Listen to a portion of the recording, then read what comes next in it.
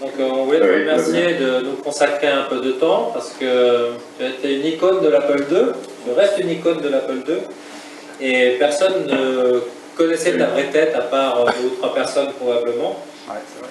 Et on a considéré que c'était très intéressant que tu puisses raconter ta découverte de l'Apple II, ce que tu as apporté à l'Apple II, ce que tu as aidé, ce que tu as apporté également à d'autres groupes comme ACS, DI, FTA après. Et donc on a un certain nombre de questions à te poser. Bon, moi j'ai la mienne, bien entendu, je connais la réponse déjà. Mais le principe, c'est de partager ça avec tout le monde. Et alors je vais poser une question directement dans la salle. Qui n'a pas... Attends, pardon, je t'interromps 2 secondes. J'ai juste envie de dire un truc d'abord, c'est que ça me fait vraiment très très drôle. Parce que, faut imaginer qu'à l'époque, bon, moi j'ai commencé en 85, j'ai eu mon Apple IIc. J'ai commencé tard, en 85, à Noël 85. En fait, je faisais tous mes trucs dans mon coin avec effectivement quelques pirates que tu as cités autour. Mais j'ai jamais eu des personnes en face qui... voilà, c'était un truc très petit. Donc là, d'avoir 30 mecs dans une salle et 2 femmes qui disent ouais, t'étais une icône du machin, je dis ah ouais, d'accord. Ouais. Mais c'est vrai. C'est vrai. Non mais ok, c'est la première fois qu'il y a ce truc d'avoir des gens qui disent ça, quoi. Ça me fait bizarre, quoi, c'est tout, c'est marrant.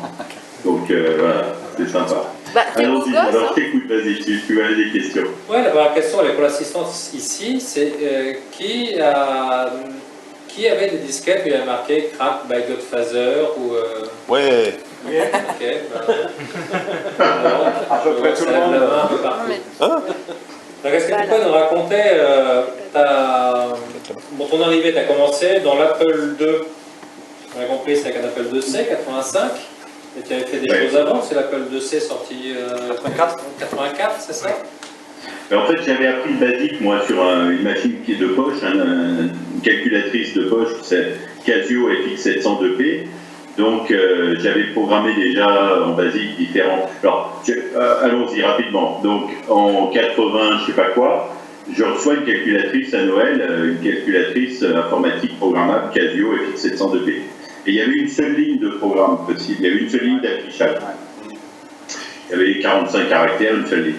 Et je me mets à programmer des jeux de type Frogger et autres, enfin, des jeux de bowling, enfin, toutes sortes de choses, sur cette ligne-là de trucs, parce que j'étais un peu en compétition avec mon frère, qui rentrait dans une école d'ingénieurs, enfin, qui voulait faire de l'informatique, et on avait reçu tous les deux la même calculatrice. Et donc j'ai voulu apprendre, j'étais le plus jeune, hein, j'ai 3 ans de moins que mon frère, j'ai voulu apprendre à faire, apprendre de basique, apprendre à maîtriser ça. Et voilà, donc et à l'époque, les programmes que j'avais faits avaient été publiés dans Hebdo Logiciel. Je ne sais pas qui se rappelle de Hebdo Logiciel. Ah ouais. Voilà, c'est marrant. Ouais, c'est marrant. Donc voilà, donc j'avais publié quelques trucs là-dedans. Donc je suis arrivé à l'Apple II en connaissant déjà le basique. Enfin non, en connaissant l'hexadécimal. C'est ça, ouais. Et après, ouais, j'ai eu l'Apple II. C'est... Alors tu étais utilisateur ou tu t'es tout de suite mis à du hack et à la béton ou c'était d'abord je suis joueur ou autre? Non, en fait j'ai jamais été joueur. J'ai jamais joué quand je joue maintenant. Enfin si j'ai 2-3 jeux sur mon téléphone, c'est une vieille version de Load Runner, c'est le Karateka que Olivier Google a remis en ligne. Et c'est voilà, je suis un rétro gamer quoi. Ouais. Je vais jouer à Pac-Man, je jouais à des bornes à Pac-Man dans les cafés. Donc voilà. Donc non, j'ai jamais joué en fait. Donc j'étais peut-être pas distrait par le jeu. Tu vois, j'étais pas distrait par le jeu c'était de comprendre à maîtriser la machine pour être voilà, bêtement par compétition, peut-être par compétition envers mon frère. Et voilà, je voulais maîtriser le truc. Et ton frère, il a un pseudo? Ouais, c'est Christo, ouais. En fait, on était... D'accord, d'accord. Ça y est, tu vois, On comprend mieux, là. En termes de Des frères de- ouais. On comprend Il y mieux. avait Godfather et Christo de The Enfoirés. Ouais. C'était deux frères. Ah, je savais pas, ouais. Moi, je savais C'était deux frères, c'était l'époque où il y avait Coluche, donc les enfoirés. Et mon frère, le logo, Christo, donc voilà, il y avait cette compétition saine entre nous, quoi. Mais très vite, j'ai appris à maîtriser un peu le truc sur des protections simples. Et puis, je me suis mis à vouloir les documenter, quoi. Alors, en fait, l'histoire, j'attends les questions ou j'ai le droit de raconter? Justement, c'était la prochaine question, donc merci de l'avoir anticipé, tu peux y aller.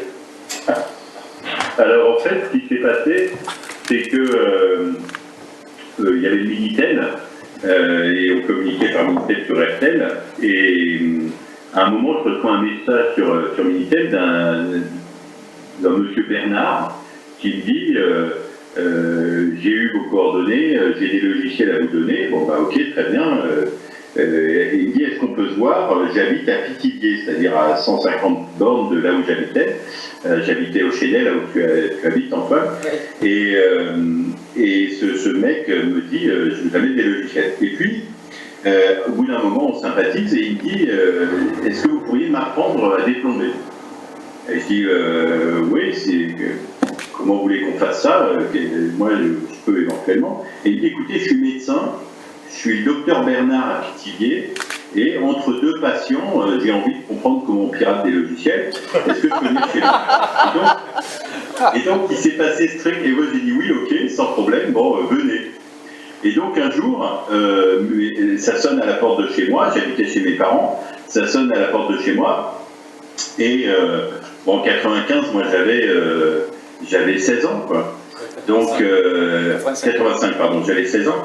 Et donc ça sonne à la porte, et mes parents ouvrent, et un mec avec vraiment un costume de docteur, une mallette de docteur, dit à mes parents bonjour, je suis le docteur Bernard, je viens voir monsieur Cunier.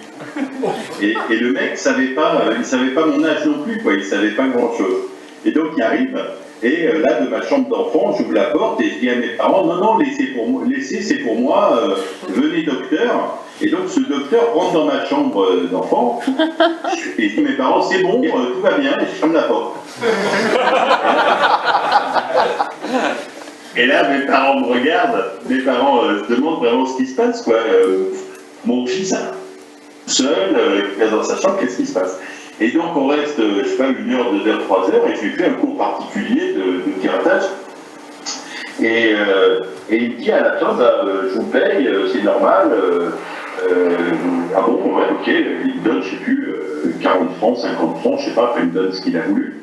Mais je sais qu'à l'époque, j'avais trouvé que c'était beaucoup en fait, parce que lui était médecin, il avait l'habitude qu'une consultation de 20 minutes se soit bien payée, donc je sais qu'il m'avait bien payé. Et donc il paye, et puis on ouvre la porte, et puis il va pour s'en aller, et mes parents voient qu'il me donne de l'argent.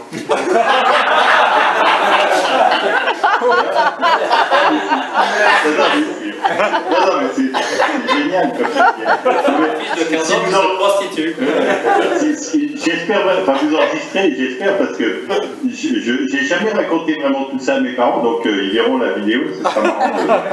Donc le mec me paye et dit au revoir, donc mes parents me demandent, et je dis non, c'est bon, c'est le médecin, il est venu prendre des cours chez moi, quoi. Et donc mes parents étaient là parce qu'à l'époque, l'informatique, évidemment, mes parents ne comprenaient rien à ce que je faisais comme piratage, quoi. Ils voyaient qu'on était tous excités, que j'avais des copains qui venaient, etc. Mais c'est tout. Donc voilà, c'était le début. Et donc c'est ce mec-là, on doit pouvoir le retrouver, le docteur Bernard Pithiviers, mais je lui suis très reconnaissant parce que c'est lui qui a fait qu'il m'a demandé des cours. Et en fait, je faisais ça très sérieusement, je préparais les cours, et pour préparer, je les écrivais en disant je vais lui montrer telle protection, dans quel ordre je vais lui dire mon truc, etc. Et donc, ça a donné des plombages mode d'emploi numéro 1. Quoi. J'ai eu mon Apple le soir de Noël 85, et 4 mois après, il y avait des plombages mode d'emploi numéro 1 qui sortaient. Donc, c'est allé assez vite, et c'était marrant, quoi. Ah non. On avait prévenu. Moi, ce que j'ai trouvé assez épatant, c'est le nombre de cours, entre les cours de déplombage, les déplombages mode d'emploi, les bidouilles mode d'emploi que tu as réalisé. Tu as produit un nombre de produits underground en France qui est assez impressionnant. Dans les cracks, pareil, tu fournissais les copies de logiciels protégés avec les cours. Comment faisais-tu pour... tu travaillais à l'école ou tu étais en pause? Tu faisais comment? Non, bon, j'étais un peu rebelle à l'école, effectivement, paraît-il. Mais voilà, non, mais j'avais déjà eu sur Casio cette reconnaissance de dire j'apprends un langage informatique, je programme des programmes et ils paraissent dans la presse. Donc c'est une reconnaissance qui me suffisait par rapport à la reconnaissance des notes de l'école.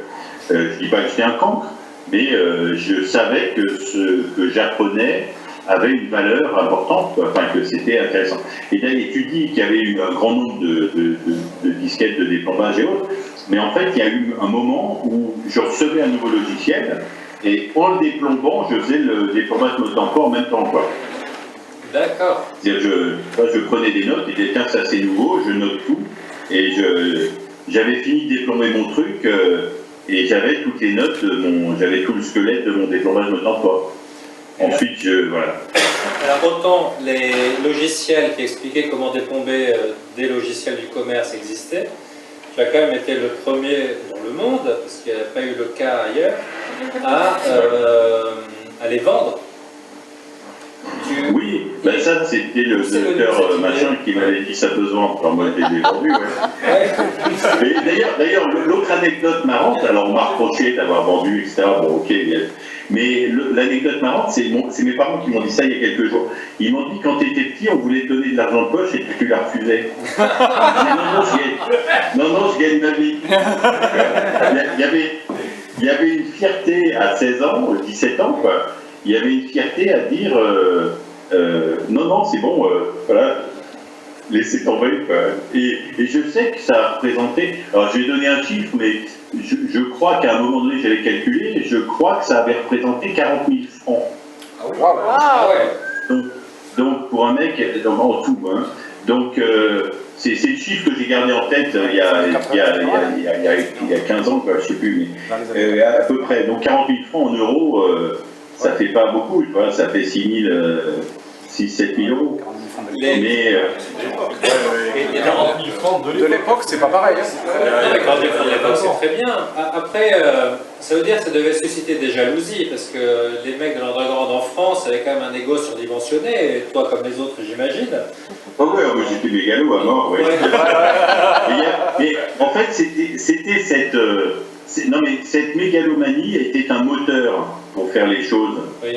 Et en fait, il y avait, quand un nouveau logiciel sortait, on savait que tel éditeur allait sortir un logiciel, et il y avait une course contre la montre, parce que on savait que si on était le premier, si on mettait notre nom sur un logiciel 2 jours avant que quelqu'un d'autre, en 2 jours, il y aurait 25 copies, donc 20 ans après, il y aurait 25 fois plus de copies avec notre nom, quoi. Ah oui, c'est vrai. Voilà, ça c'est la théorie. Ensuite, c'est pas vrai parce qu'il y a des groupes de diffusion et ça s'arrête là et là, il y a des réseaux. Mais sur le principe, il y avait cette mégalomanie qui était un moteur. Quoi. Donc, et en fait, il y avait un truc, c'est que des intellectuels à hacker, et en fait, plus on tombe sur des trucs, plus les gens nous cherchaient à remonter vers nous, oui, pour nous donner des logiciels.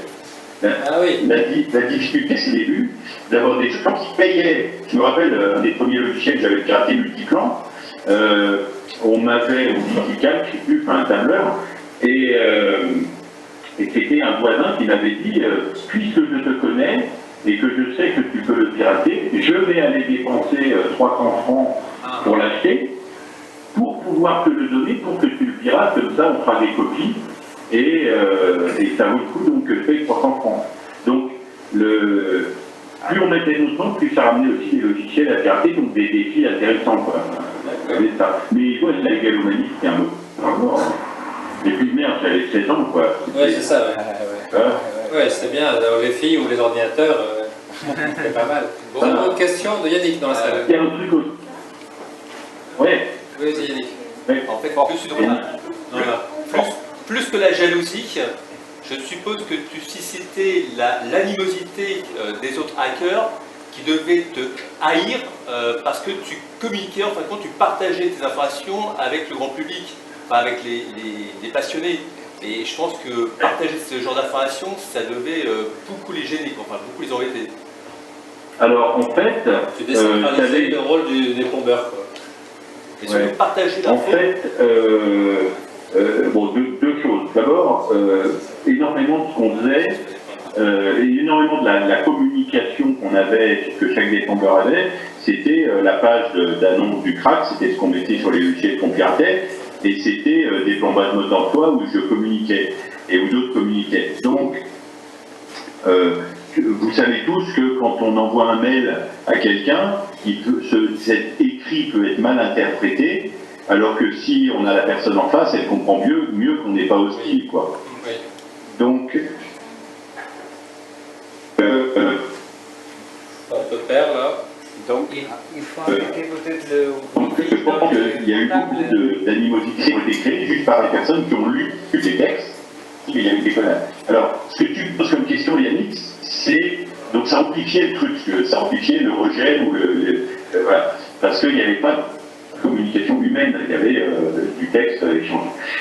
Ce que tu dis, Yannick, c'est diffuser des trucs et astuces. En fait, à l'époque, Gérard Madax à la télé était un magicien qui diffusait des tours de magie. Et dans la communauté des magiciens, il y avait plein de magiciens qui étaient jaloux, qui critiquaient Madax en disant il ne faut pas dévoiler les tours, c'est pas bien pour le métier. Voilà. Et en fait, je pense que les gens qui critiquaient, alors, j'ai pas vraiment entendu à l'époque ces critiques disant qu'il ne faut pas dévoiler des machins. J'étais concentré sur avoir des nouveaux logiciels et j'entendais pas vraiment ça. C'est pas snob de ma part de dire ça, je l'entendais pas. Mais je pense que c'est surtout des gens qui apprenaient juste à pirater, qui ne voulaient pas que les sujets se répandent. Parce qu'il me semblait que ce que je diffusais, c'était pas des très grands. J'avais pas l'impression de trahir des secrets. Et puis voilà, que tout le monde soit pirate, je trouvais ça marrant. Enfin, je sais pas. Ah non, mais c'est très louable. En tout cas, j'ai pas entendu ça. Ouais, c'est très louable, c'est juste que tu devais être entouré de plein de petits esprits qui en fait ne savaient pas grand chose, mais qui devaient t'en vouloir de expliquer aux gens ce petit pas grand chose qu'eux-mêmes avaient acquis avec beaucoup de difficultés, quoi. Ouais. Il faudrait d'ailleurs qu'il y a le site de Boutillon là qui est très bien fait avec plein d'interviews que j'ai pas lu, mais il faut que je le fasse, quoi. Il faut que je lise parce que il y a sûrement plein de trucs que je pourrais commenter ou enrichir parce que ça je le voyais pas du tout. Moi j'étais entouré, encore une fois, prenez pas ça pour la mégalomanie, mais j'étais entouré de ACS. Voilà, j'allais voir numéro 6, enfin, j'allais voir des gens qui en savaient plus que moi, quoi. ACS, Olivier Gogol, c'est un dieu de la programmation, c'est un esprit brillantissime. Aldo Rizet, c'était mon idole. Numéro 6, c'est un mec qui travaillait pour la DGSE, qui était brillantissime. Enfin, on s'en fout. Il est là ou pas? Non, il n'est pas là, mais bon. Voilà, non mais c'est entre nous, il n'y a personne, Antoine, on est tous les deux là, c'est ça? Il y a des caméras, il y a Google, les machins, mais c'est pas grave. Ouais, non mais tout va bien. Mais en fait, voilà, j'étais... mon challenge était intellectuel et et je communiquais peu avec d'autres pirates qui pouvaient être jaloux, quoi. Les gens avec qui je communiquais beaucoup m'apprenaient des choses et n'étaient pas jaloux. Le seul avec qui il y a eu un clash de dingue, c'était Mr. Z, quoi. Ah, ouais. Est-ce que tu peux nous en parler? Raconte. Ouais. Alors, le clash avec Mr. Z. Alors, je crois qu'on s'est dit l'un l'autre qu'on était deux gros cons, et je ne sais plus exactement ce qu'on s'est dit à l'époque. Mais je crois qu'on s'est dit nos quatre vérités en disant ce que tu fais c'est de la merde. Enfin, il m'a dit ce que tu fais c'est de la merde, mais il faudra lui demander ce que je lui ai dit. Et puis voilà. Mais En fait, Dominique, il ne faut pas dire les noms, c'est ça? Non, Dominique, ça ira. Ouais. Dominique, ça ira. Dominique, voilà, que j'admire beaucoup, parce que maintenant il est chirurgien cardiaque et tout. Enfin, si un jour, d'ailleurs, Dominique verra sûrement cette vidéo, si un jour j'ai une crise cardiaque ou j'ai un problème cardiaque, Dominique, sauve-moi la vie, je veux que ce soit toi qui m'opère. Voilà. Mais Dominique, ouais. Il est en Suisse, ouais, mais bon. Dominique m'avait lancé un défi. Alors, Dominique n'aimait pas du tout ce que je faisais. Alors voilà, s'il y en a un qui n'aimait pas du tout que je communique, c'était Dominique, mais à l'époque, je n'avais pas compris pourquoi on pouvait ne pas aimer le côté médicalo, je ne comprenais pas le côté des combats. Bref, Dominique m'avait lancé un défi. Il m'avait envoyé une disquette, je reçois par la poste une disquette un matin, et je la mets dans le disque, il y avait un petit mot d'accompagnement, et ça venait de Suisse, et le truc disait, voilà, mets ta disquette, il y a l'image de Karateka qui apparaissait à l'écran, et qui était brouillée avec de la neige, un peu comme Canal+, en crypté. L'image n'était jamais fixe, elle était brouillée en permanence, mais ça bougeait, et on voyait des bouts d'image apparaître d'une image prise en cours d'un jeu, pendant un jeu de Karateka. Donc, il y avait cette image qui bougeait, et le mot disait Jean-Philippe, je te lance un défi, j'espère que j'ai gardé ce mot, il faudra que je vérifie, je te lance un défi, tu ne sauras jamais récupérer les livres que j'ai mis sur cette disquette et me la renvoyer nette. D'accord ? Tu ne sauras jamais le faire. Et parce qu'il avait passé, alors Z, il est super doué en programmation. La protection de Brotherhood en spirale, et il avait refait un truc à lui. Enfin, c'est un mec brillantissime. La preuve, il est chirurgien et tout va bien. Et il m'envoie ce truc et il se dit, il savait que c'était impossible à faire. Il savait que j'allais y passer juste. Il savait que si lui devait le faire, il y passerait 2 mois non-stop, quoi. Oui. Donc, caché de la poste faisant foi, il attendait ma réponse, quoi, et dire tu n'arriveras jamais à me renvoyer l'image. Et là, je lui ai renvoyé l'image le lendemain. Et ce qui est génialissime, c'est que je n'ai jamais eu de réponse de Dominique. Il juste silence, quoi, tu vois. Ah oui. Et voilà, silence. Et alors, est-ce que je vous dis comment j'ai fait ou pas? Oui. Ah oui, oui. Ah oui. Ouais. Pas de la théorie. Ah oui. T'as vite copié une copie pirate. Non, on ne pouvait pas le copier son disque, il était vraiment... C'était une horreur. C'était une horreur. Donc en fait, j'avais numéro 6 qui m'avait installé une EPROM modifiée sur mon Apple, où je pouvais interrompre et accéder à la mémoire quand je voulais. Je pouvais interrompre n'importe quel programme sans que ça reboote. Et donc j'ai réfléchi un peu et m'est venue une idée de... Je me suis dit, j'ai commencé à... la disquette et protection qu'il avait mis, j'ai commencé à essayer de faire le truc de manière académique. Et j'ai vu que jamais j'arriverais à... Enfin, j'ai vu qu'il avait fait un truc de dingue, quoi. Un code qui connaît un autre code, qui connaît un autre code. Enfin, c'était juste des poupées russes de protection, les unes dans les autres. Il avait pris toutes ces protections, il avait tout mis l'un dans l'autre en poupée gigole. C'était un truc de 2 mois non-stop. Donc, je me suis dit, je ne vais pas le faire comme ça, je ne vais pas aller assez vite. Et donc, j'avais cette épreuve qui me permettait de tout interrompre. Et donc, j'ai interrompu le truc, j'ai regardé ce que je récupérais de l'image. Et j'ai récupéré l'image avec toute la neige qu'il y avait dessus, mais complètement nette, quoi. Pas modifiée, mais avec la neige qu'il y avait dessus. Et donc, j'ai tout simplement... Allez, dites-moi ce que j'ai fait. Blasing Paddle. Ouais. Pixel par pixel. Pixel by pixel. T'as utilisé un logiciel de dessin.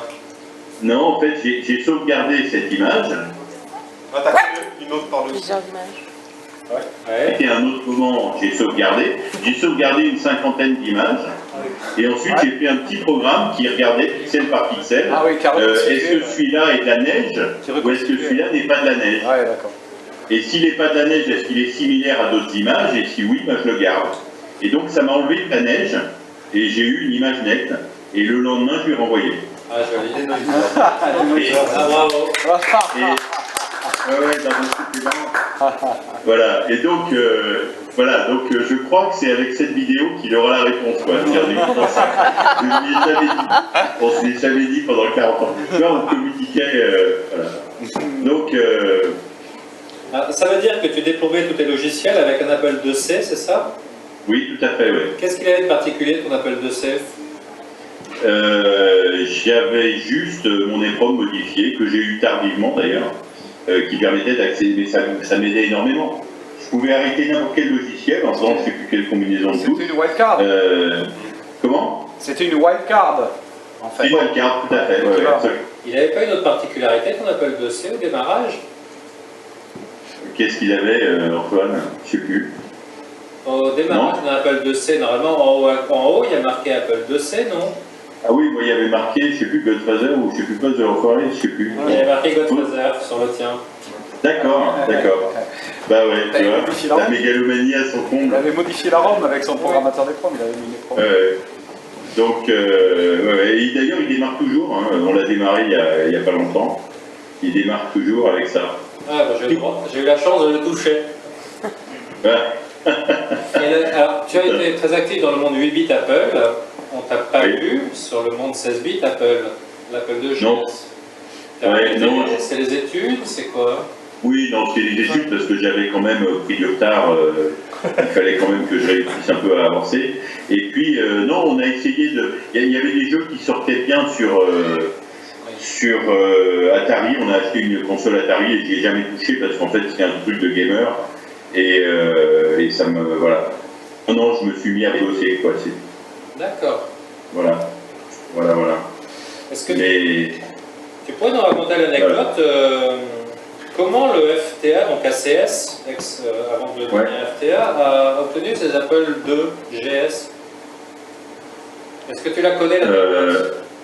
Ah non, je la connais pas, non du tout. Non, pardon, je la connais pas. Je me rappelle tellement bien. Oui, vas-y. À l'issue d'une Apple Expo 87, je crois, un certain Godfather avait un plan auprès d'Apple pour récupérer les machines de démonstration Apple IIgs pour 1000 francs à l'époque et tu avais pu en faire bénéficier les membres d'ACS et c'est grâce à toi qu'ils ont eu leur premier Apple IIgs. Et qui t'a dit ça? Olivier Gogel, à qui j'avais demandé. C'est vrai? Ouais. Merde. Ah ouais, si ça vient d'Olivier, c'est vrai, alors ok. Je savais pas. J'avais oublié, pardon, je suis un vieux... Ouais. D'accord. Il paraît que les machines ne marchaient pas très bien, mais obtenir en 87 un Apple IIgs à 1000 francs, c'est quand même une belle opération. C'était trop fort. Donc redis-moi, j'avais négocié avec les mecs de récupérer les machines de démo? Ouais, c'est ça. Ah ouais, d'accord. Ah, c'est bizarre. Ouais, ok. Et pour 1000 francs, ça permettait de repartir avec un Apple IIgs complet.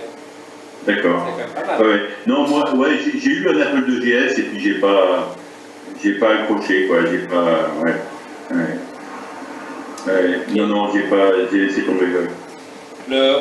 Quand on discute avec les uns les autres du monde public ou underground de français, ils reçoivent quelques mails par an de nostalgiques et leur disent: est-ce que c'est vous je sais pas, le Jean-Louis Le Breton, le Pierre Berloquin? Et toi, tu reçois des messages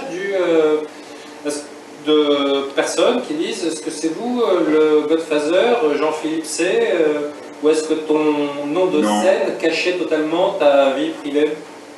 Ben, en fait, déjà, je pense que quand tu tapes Aldo Risette ou Chip Select ou je ne sais quoi, ou ACS sur Google, tu vas trouver ça. Oui. Quand tu tapes Godfather, tu trouves les films de Coppola. C'est ça. Ouais. Voilà. Donc voilà. Non, et puis vraiment, j'ai gardé je crois que tu l'as eu en main, j'ai gardé mon petit calepin où je notais les téléphones de tous les gens avec qui j'étais en contact, mais je crois que j'étais vraiment activement en contact avec 10 personnes. Quoi. Oui. Donc mon nom personnel a peu transpiré et non, je ne reçois pas de demande, non. D'accord. Non. Un des épisodes marrants à l'époque, c'était, j'avais fait une émission sur France Inter, dont je dois toujours avoir la cassette, où on avait avait été au téléphone par radio interposée. Moi, j'étais dans les locaux de Radio France et on est passé sur RFM. On avait fait le tour de pas mal de radios. Notamment, j'avais invité Mister Z à venir avec moi à RFM. On a encore les photos. Mais des émissions où j'étais...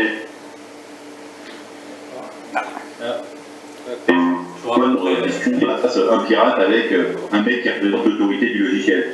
Donc il y avait à l'époque, il y avait Daniel Butil de l'APP, l'Agence pour la production des programmes, et on s'était fait des émissions assez sympas, quoi. Voilà. On détruisait l'économie française. Et comment c'était préparé? Il n'y avait pas de préparation, et c'était une arène où vous écharpiez les uns contre les autres, ou il y a une préparation et c'était un peu une discussion de gentlemen? Ouais, on demandait un petit peu les questions à l'avance quand même, savoir, mais on savait, au bout d'un moment, on savait quelles étaient les questions, quoi.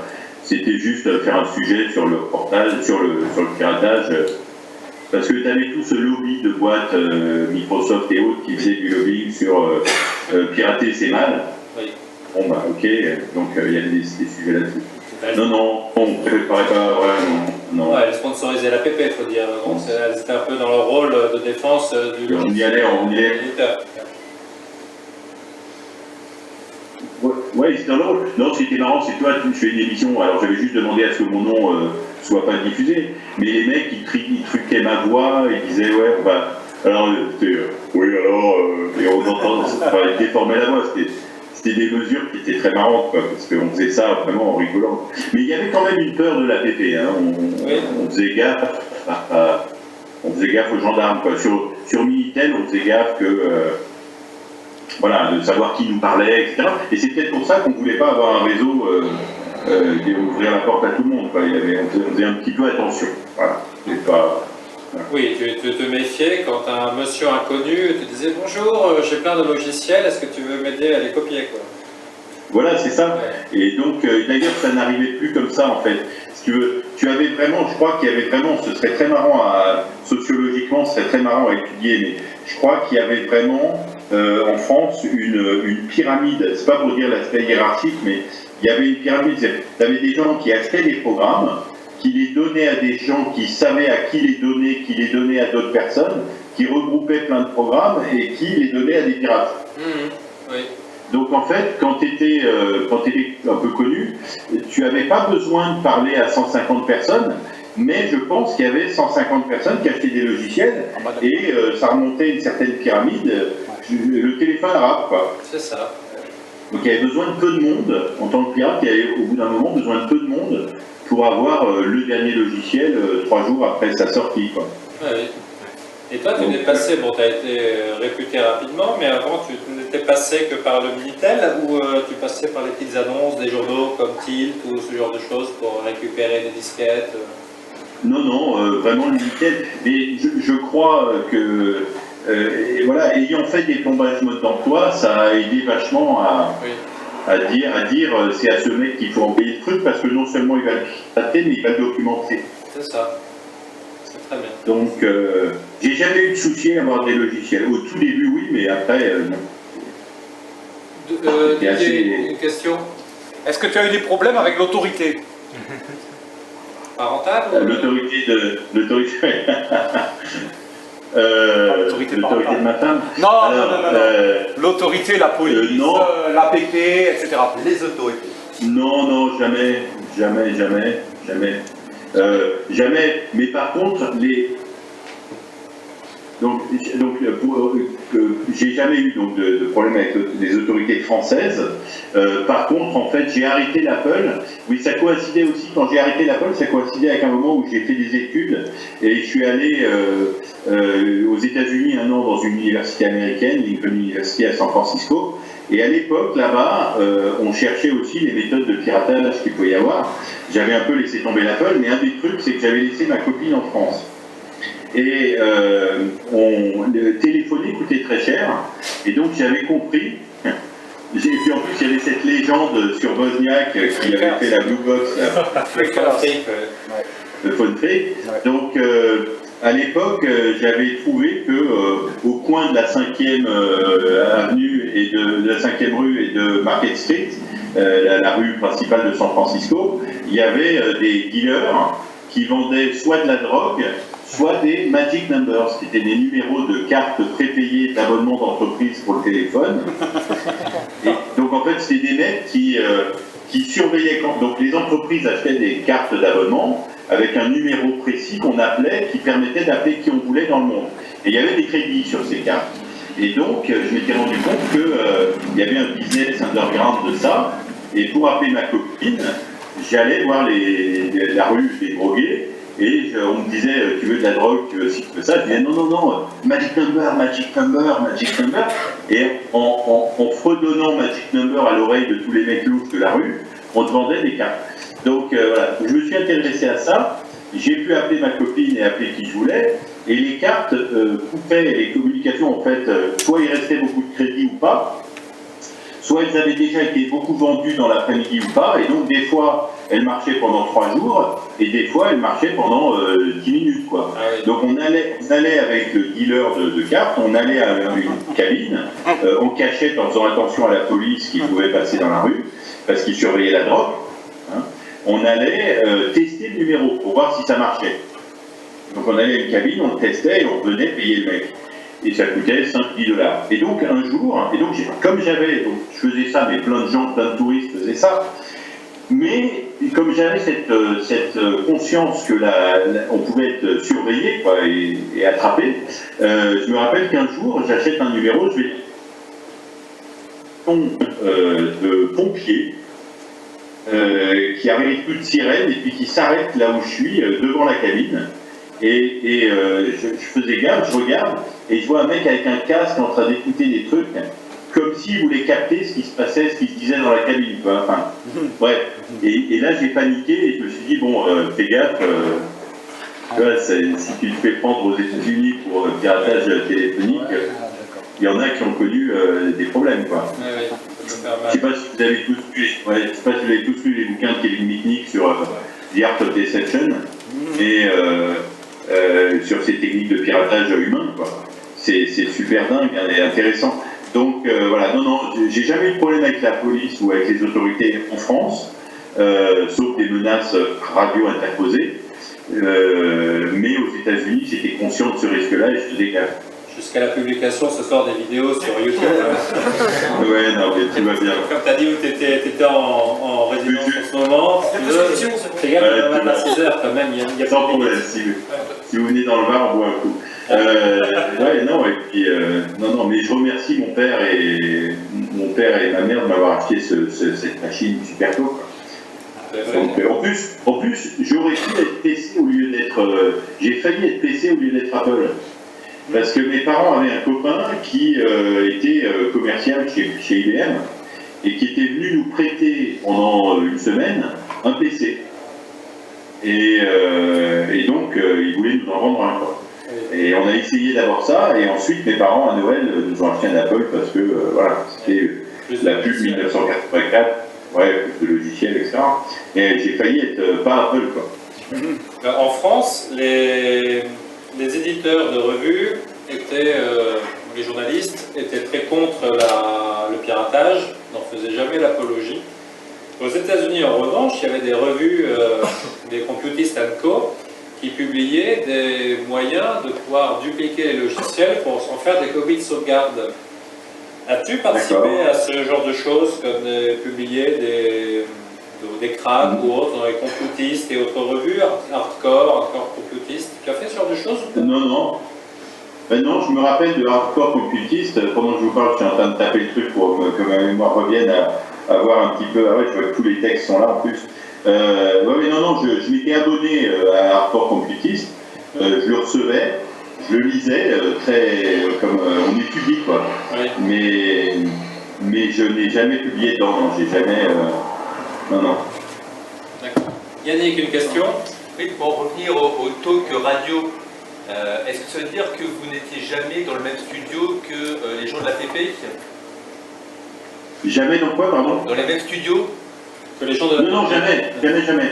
C'était toujours organisé de la manière suivante. C'était là, en France Inter, par exemple, j'étais. On décidait qui était dans les studios et qui était par téléphone. Ok. Un duplex. Donc, c'est un duplex, ouais, c'est un duplex.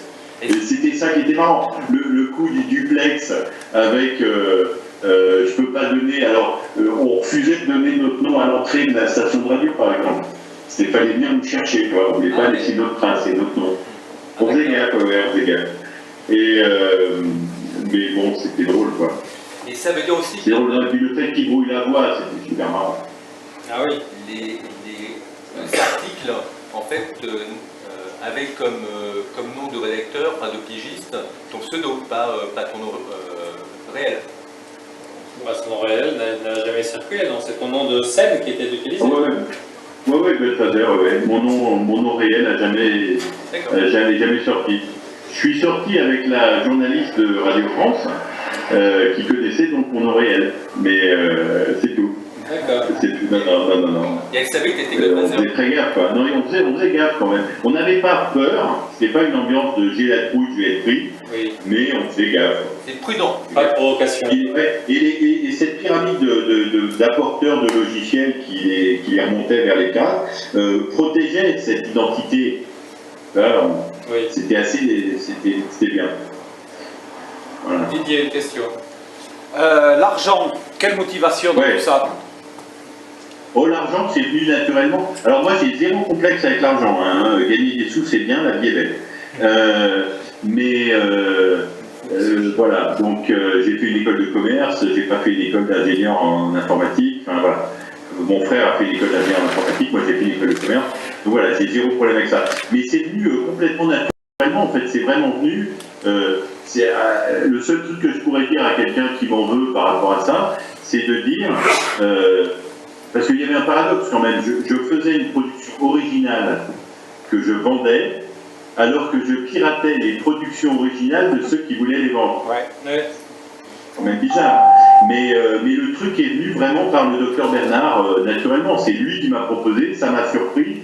Et ensuite, j'ai dit, ok, ça a de la valeur de donner les cours. Ensuite, j'ai dit, tiens, j'ai dit à mes parents, j'ai pas besoin d'argent de poche, donc voilà. Et puis voilà. Mais donc, je recevais par, je sais plus comment ça se passait, ouais, je recevais par courrier. Alors, je donnais quand même mon adresse aux gens qui me commandaient des cours, quand même, ouais.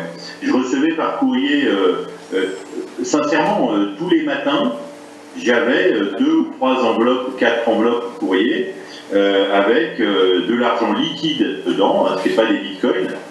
Je sais pas si quelqu'un a des bitcoins dans la salle. Non. Non. Bon, moi j'en ai et j'ai bien fait d'en avoir. Mais je les ai achetés à 1400, ils sont à 2600 maintenant, enfin tout va bien. Donc voilà, on ne payait pas en bitcoin, il n'y avait pas d'internet et de dark web, mais on payait en liquide. Et donc je recevais tous les matins 2, 3, 4 enveloppes avec 50 francs ou 100 francs, je crois que je vendais un cours 50 francs, un truc comme ça, je ne sais plus. Mais j'en ai reçu une flopée, quoi. Et donc les mecs, il y a des mecs qui m'envoyaient en disant je te commande tous les cours, du premier au dernier, tout ce que tu as fait, et puis les prochains, je voudrais que tu les envoies aussi. Donc c'est pour ça que ça a chiffré assez vite, mais je devais à chaque fois me taper de recopier les originaux de chaque truc. Je dis pas que c'était du travail, c'était de l'argent, c'était une passion, hein, c'était une passion, voilà. Mais effectivement, on m'a proposé de l'argent et je n'ai pas eu la hauteur d'âme de la refuser. Voilà, désolé. Faut pas. Désolé. D'ailleurs, je vous enverrai la facture pour la vidéo et la facture. Alors, on a une coupure de son là. Non, mais c'est super drôle, quoi. C'est super drôle. En fait, c'était, voilà, il y avait tout du théâtre humain. Il y avait la jalousie, la mégalomanie, l'ambition, le défi technique, le défi intellectuel. Il y avait les critiques pour l'argent, il y avait tout ça. Il y avait la lutte de pouvoir de celui qui déplomberait avant l'autre. Il y avait bon. Donc c'était juste. Moi, j'ai plein de trucs parce que sur les réactions humaines, parce que c'est un théâtre humain. Et donc ça me fait marrer quand des mecs critiquent ça ou ça parce que. Enfin, voilà, c'est tout, c'était exacerbé, quoi, c'était un peu Dallas, c'était marrant. Mais là où je suis super content, c'est que, tu vois, j'ai tourné la page, et voilà, mais mais je suis super content qu'il en reste un truc, quoi. Ça me fait plaisir, c'est sympa d'avoir ces... Et puis il faut absolument que je vienne la prochaine fois. Mais ouais, c'est humainement que c'était super fun. Ah bah oui. C'est super fun. Et puis quand tu me disais, Antoine, très gentiment, tu me disais qu'il en reste un truc, que ça écrit, c'est un écrit qui reste, ben, tant mieux, quoi. Oui. C'est génial. Comment Philippe voulait poser une question autour de ça? Est-ce qu'il en reste quelque chose quelque part de tout ça? Oui. Est-ce qu'il en reste quelque chose quelque part? Oui. Alors, qu'est-ce qu'il en reste? Alors, il en reste toutes les disquettes et tous les originaux qu'on a qui sont chez mon frère dans une cave bien humide qui finalement n'est pas si humide puisque tout ça fonctionne très bien. Donc non, il a protégé ça et ça fonctionne. Et Antoine, tu as accès à ça quand tu veux, par principe, par petit bout, c'est-à-dire t'en prends 5 et tu t'en ramènes 5 et t'en reprends 5 et t'en ramènes 5, mais tu as accès à tout sans aucun problème. Il en reste un livre d'or. Je faisais signer un livre d'or sur ma page Facebook, donc je m'appelle Jean-Philippe Cunier, CU2NIE.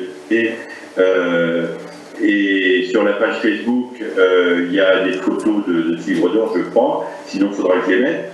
Mais à chaque fois que je rencontrais quelqu'un, je lui faisais signer un livre d'or. C'était un des premiers trucs. C'était tu viens, on pirate ensemble des trucs, on passe l'après-midi en mais tu signes le livre d'or, tu dis un truc. Donc j'ai des dédicaces de tout le monde, Adorisette, Chip Select, ACS. J'ai Olivier, le graphiste d'ACS, qui m'a fait une page avec des femmes au sein nu, qui sont des vraies fresques. Enfin, ouais, donc il reste un livre d'or, il reste mon carnet d'adresses, il reste plein de disquettes et d'originaux. Et il reste un Apple IIc modifié qui démarre avec marqué Godfather, et je ne m'en rappelle même plus, mais en tout cas avec cet EPROM qui a été... voilà. Il en reste des souvenirs, quoi, c'est tout. Et ça, c'est chez toi. Sur le site de Jean-Marc Boutillon, il y a une interview de Jean-Philippe. Et sur le site Motel Deluxe, dans Products Underground Godfather, il y a l'ensemble des cours, l'ensemble des déplombages mode d'emploi, les productions, les bidouillages mode d'emploi de Jean-Philippe. C'est pour ça que je ne reçois plus d'enveloppe avec du liquide par la bouche. C'est moi. Merde alors. Antoine, ils sont sur le site de Boutillon aussi, les cours de déplombage. Ouais, mais les versions updated, c'est chez moi. D'accord, mais... Est-ce que l'image de cette célèbre EPROM est disponible aussi en ligne? Est-ce que l'image de cette célèbre EPROM est disponible en ligne? Je ne crois pas. Et si Jean-Philippe veut bien, il est chez Christo, tout le monde sait. Oui, il est chez Christo. Ouais. Si je récupère un jour des disquettes, et si Christo est OK, je ferai un doc de la robe. Oui. Ouais, il est chez Christo. On se fait une bouffe et tu fais un dôme de la robe, sans problème. Ok, merci. Merci. Je t'en prie. La question de Mario, non, mais l'appel de C, c'est pour ça. Et c'est numéro 6 qui m'avait fait ça, quoi. Donc je sais qu'à l'époque, il avait donné... Numéro 6 mettait son nom sur très peu de logiciels, mais il était vraiment au tout début avec Aldorisette et les autres à comprendre tout ça. Ouais, il était super discret, mais il était brillantissime. Il est brillantissime. Et donc, oui, je sais qu'il avait offert, en fait, un peu comme on offre un cadeau, il avait offert une EPROM modifiée à moi et puis à quelques autres, quoi, tu vois. Donc, ouais, c'est un super souvenir. Les Goonies ou... Je vous remercie parce que c'est des super souvenirs. Quand vous rebootez les Goonies ou Ultima 4, il y a marqué « Bonjour chez vous ». C'est un crack de numéro 6. Ah oui? Ah d'accord, ouais. Et non, l'autre, c'était les Big Man mais c'était pour moi, ça. Je jouais à l'ISPA. Et quand tu répètes, on t'a perdu. C'est les fantômes. Pardon. Non, l'autre truc marrant que j'avais fait, effectivement, c'était du management d'emploi, mais j'avais vraiment fait ça au départ pour moi. Mais c'était bien aussi que quand je jouais beaucoup à Miss Pac-Man. J'avais voulu augmenter le nombre de vies, j'ai trouvé le nombre de vies. Tu cherches un autre 06 et tu augmentes ton nombre de vies. Tu cherches et tu trouves quand tu meurs dans un jeu, et puis c'est très facile. Donc j'arrivais à supprimer les trucs. Donc dans Miss Pac-Man, il y avait une version où on traversait les fantômes, par exemple. Donc Et je faisais ça pour moi, parce que je jouais à Miss Pac-Man et à Roadrunner, voilà. Et ensuite, j'ai eu le réflexe tout de suite de les écrire. Et ça, les bidouillages, je les vendais pas, je crois pas, je sais plus. Non, c'était pas vendu. Je sais plus. Ouais, c'était pas vendu, voilà. Mais ouais, c'était pas vendu parce qu'il n'y avait pas, ces logiciels copiés derrière. En fait, les plans de mode d'emploi, pour moi, c'était super important que le truc soit diffusé avec le logiciel original copié derrière pour pouvoir s'entraîner. Parce que lire l'explication du déplombage sans comprendre, sans le faire, je trouvais ça pas bien. Donc ça prenait du temps à faire et à copier. Les bidouillages mode d'emploi, je le filais parce qu'il n'y avait pas de... Il y avait zéro, rien à faire. Enfin, ouais. Oui, c'est vrai. Mais... Voilà. Enfin bon. Bon, vous mangez quoi ce soir? Vous buvez des bières? Ouais. Magret, chips, co. J'imagine bien. Est-ce que vous avez des questions dans la salle? Est-ce que tu viens l'année prochaine? Est-ce que tu viens l'année prochaine? Alors, ouais, il faut que je vienne l'année prochaine, absolument. Vous avez décidé d'une date l'année prochaine? Non, pas encore, évidemment. Sûrement pas. Ça sera début août, je pense. Ça sera début août, ça sera En général, c'est la première semaine d'août. Ouais, mais il faut que je vienne absolument. Hop là, je suis en train de noter dans mon agenda la première semaine d'août. Et pas que venir Vacances dans le Gers. faire une présentation sur du bidouillage en live, pas sur du piratage en live. Ouais, préparer une conférence. Voilà, faut te promettre à la déplombe, il faut avoir la session de comment on déplombe un logiciel. Ouais, bah oui. Donc on va les... Alors là, je vais super vous décevoir. En fait, J'ai tout oublié. je vais passer plus de 30 ans, quoi. Et ouais, non, il faudrait juste, pas être con, mais il faudrait que je relise un déplombage de d'emploi pour le faire. Voilà. Il faudrait que je réapprenne avec mon propre cours. Et si je faisais ça, mais je veux bien essayer de faire ça pour l'année prochaine. Si je faisais ça, j'aurais sûrement plein d'anecdotes qui me reviendraient. Mais il faudrait que je fasse ça, quoi. Parce que si tu veux, Jean-Philippe... Qui est en a comme métier? Jean-Philippe, si tu veux, je peux t'en trouver quelques-uns, mais c'est 10 € Vous l'exemple.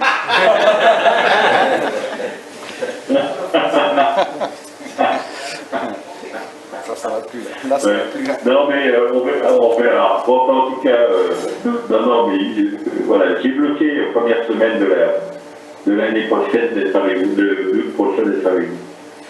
C'est super. Donc, d'autres questions dans l'assistance? Ouais. Non, mais c'est génial, ça fait monter. Est-ce que le docteur Bernard est devenu un bon craqueur?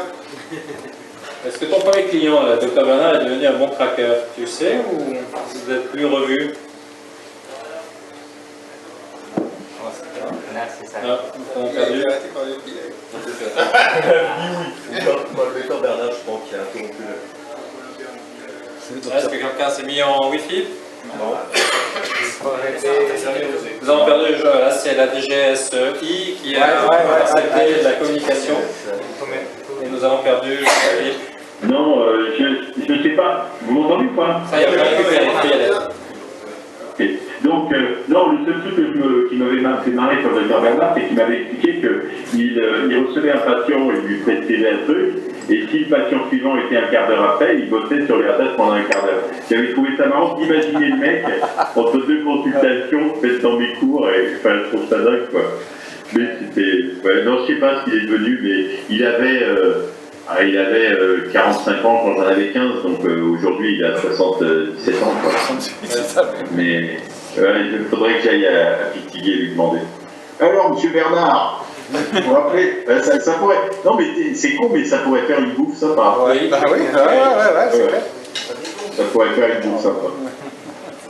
Voilà. Autre question dans l'assistance? Ah bon, on va libérer Jean-Philippe. Et Laurent Ruel, là, qu'est-ce qu'ils sont devenus? Aldo Risset et... Tiens, attends, non, on va faire un truc, attendez, bougez pas une seconde. Maman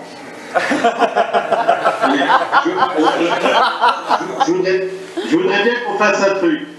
Mon père me dit toujours ah, j'ai vraiment bien fait de t'acheter un ordinateur, hein, c'est bien, t'as appris comme ça. Bon. Donc, voilà. Donc maintenant, je donne des cours, je suis formateur big data, toujours un peu dans l'informatique.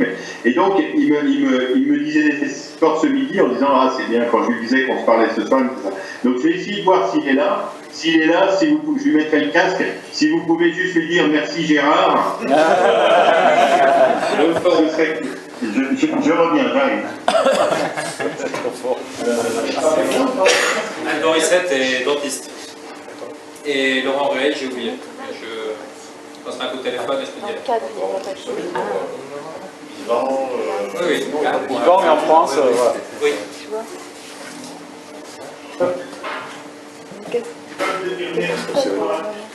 On fait une aide d'honneur. On fait quoi? Vas-y, viens, assieds-toi.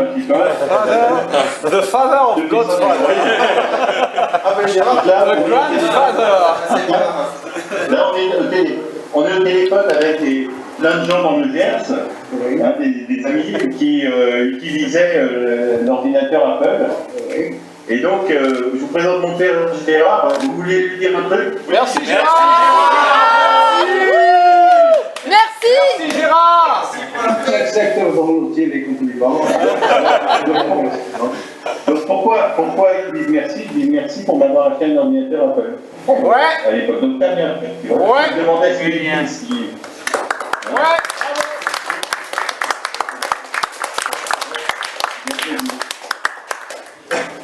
Allez, bisous. Voilà, bisous. Merci, papa.